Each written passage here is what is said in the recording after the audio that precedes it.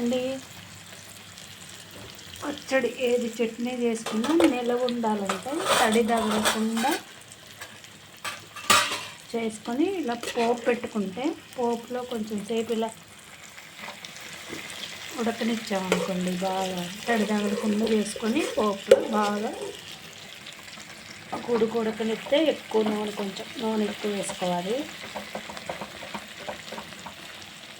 అప్పుడు మంచిగా నెల రోజులైనా నిల్వ ఉంటుంది. ఏ పచ్చడి చేసుకున్నా. ఇది గోంగూర, ఆంధ్ర మాత గోంగూర, ఎండుమిరపకాయలతో చేశాను గోంగూర.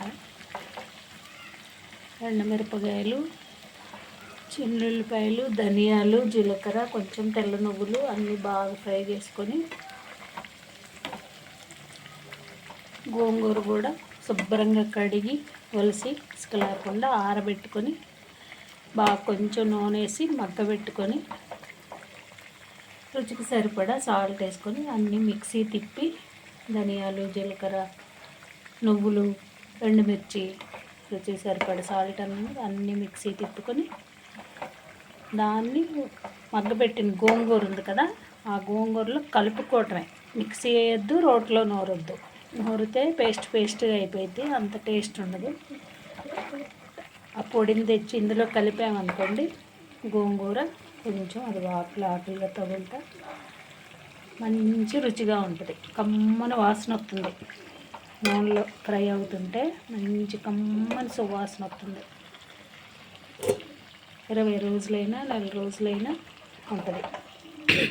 ఇలా ఆయిల్లో బాగా కొంచెంసేపు ఉడకనియండి. తడి తగలకుండా చూసుకోండి. ఏదైనా ఏ పచ్చడి నిల్వ ఉండాలన్నా ముందు తడి లేకుండా చూసుకొని బాగా నీట్గా పెట్టుకోవాలి.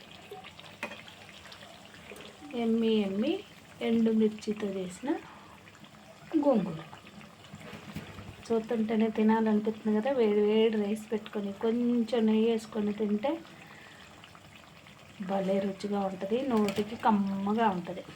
అందుకే గోంగూరని ఎవరైనా ఇష్టపడని వాళ్ళు అసలు ఉండరు. గోంగూరని అందుకే ఆంధ్ర మాత అంటారు.